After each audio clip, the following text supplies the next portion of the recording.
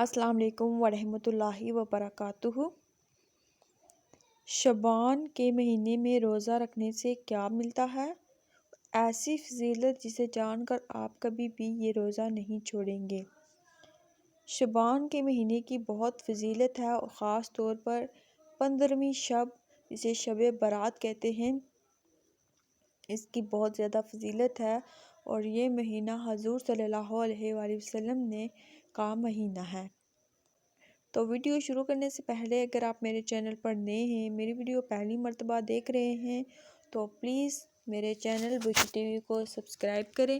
اور bell icon کو ضرور پریس کریں تاکہ میری ہر آنے والی نئی ویڈیو کا نوٹیفیکیشن آپ کو جلد سے جلد مل سکے۔ چونکہ شعبان کا مہینہ حضور صلی اللہ علیہ وآلہ وسلم کا مہینہ ہے، حضور صلی اللہ علیہ وآلہ وسلم رمضان کے علاوہ اس مہینے میں روزے رکھتے تھے اور اس شعبان کے مہینے کی بہت زیادہ فضیلت ہے، خاص طور پر شب برات کی، اور اس کا روزہ نہایت اہم ہے۔ حدیث شریف میں ہے کہ جو اس شب برات کا دن روزہ رکھتا ہے، حدیث سے بھی ثابت ہے کہ شعبان کے مہینے میں روزے کی کتنی اہمیت حاصل ہے۔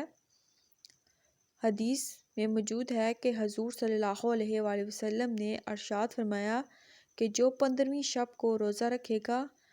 اسے جہنم کی آگ نہیں چھوئے گی۔ ایک اور جگہ ارشاد فرمایا کہ جس نے شعبان کے مہینے میں ایک بھی روزہ رکھا تو میری شفاعت اسے حاصل ہوگی۔ ایک اور جگہ حضور صلی اللہ علیہ وآلہ وسلم نے ارشاد فرمایا، حدیث میں موجود ہے کہ حضور صلی اللہ علیہ وآلہ وسلم نے فرمایا کہ جو شعبان کے مہینے میں 3 روزے رکھے اور مجھ پر درود و سلام پڑھتا رہے تو اللہ تعالیٰ اس کے تمام سابقہ گناہ معاف فرما دے گا اور اس کے رزق میں کشادگی کرے گا۔ تو حدیث سے بھی ثابت ہوا ہے کہ روزہ رکھنے کی کتنی اہمیت ہے، وہ بھی شعبان کے مہینے میں۔ تو ہمیں شعبان خاص طور پر 15ویں شب کو عبادت کرنی چاہیے، کیونکہ اللہ تعالیٰ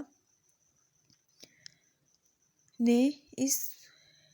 رات کو بہت فضیلت والی رات بنایا ہے۔ تو ہمیں چاہیے کہ ہم اس مہینے کی 15ویں شب کو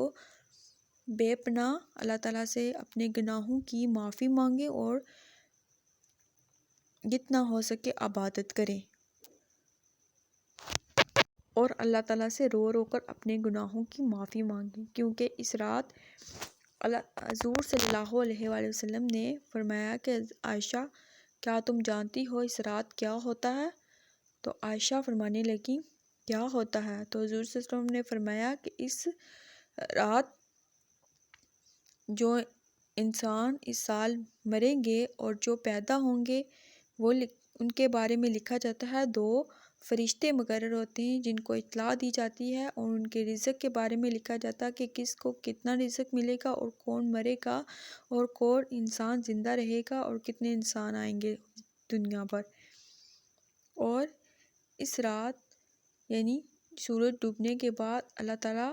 زمین کے آسمان پر تشریف لے آتے ہیں اور فرماتے ہیں کہ کوئی ہے بخشش مانگنے والا میں اسے بخش دوں، کوئی ہے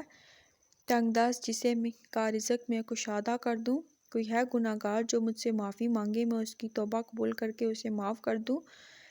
تو اللہ تعالیٰ خود اعلان فرماتا ہے۔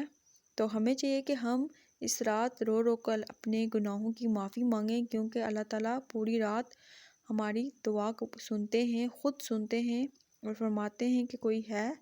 تو ہمیں چاہیے کہ ہم اس رات جی بھر کر عبادت کریں اور اللہ تعالیٰ سے اپنے گناہوں کی معافی مانگیں، اس مہینے میں روزے رکھیں، کیونکہ روزے کی بہت زیادہ فضیلت ہے اور یہ مہینہ حضور صلی اللہ علیہ وسلم نے فرمایا کہ یہ میرا مہینہ ہے، اور حضور صلی اللہ علیہ وسلم رمضان کے علاوہ اس مہینے میں روزے رکھتے ہیں اور اس کی بہت اہمیت ہے، خاص طور پر 15ویں شب کی۔ تو تمام مسلمان ویسے بھی 15ویں شب کی عبادت میں مصروف ہو جاتے ہیں۔ شعبان کے بعد رمضان کا مہینہ آ رہا ہے، تو اللہ تعالیٰ ہمیں اس مہینے میں روزے رکھنے کی توفیق دے، اور یہ برکتوں والا مہینہ ہے۔ اس میں قرآن پاک بھی نازل ہوا تھا 27ویں شب کو۔ تو یہ بھی دونوں شعبان اور رمضان دونوں بہت ہی فضیلت والے مہینے ہیں۔ اللہ تعالیٰ آپ کو ہدایت دے اور روزے رکھنے کی توفیق دے اور ہماری اور آپ کی مغفرت فرمائے۔ اللہ تعالیٰ گناہوں کو بخشنے والا ہے، ہمارے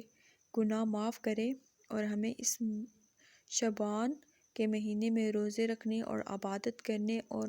نیکسٹ جو مہینہ آ رہا ہے رمضان کا، اس میں زیادہ سے زیادہ نیکیاں کمانے کی توفیق عطا فرمائے، اور جتنا بھی ہو سکے اس مہینے میں درود و اسلام حضور پر پڑھتے رہیں، کیونکہ درود و اسلام کا جواب خود حضور صلی اللہ علیہ وسلم دیتے ہیں اور سنتے بھی ہیں، تو ہمیں چاہیے کہ ہم زیادہ سے زیادہ درود شریف پڑھتے رہیں، حضور صلی اللہ علیہ وسلم پر درود و اسلام پڑھتے رہیں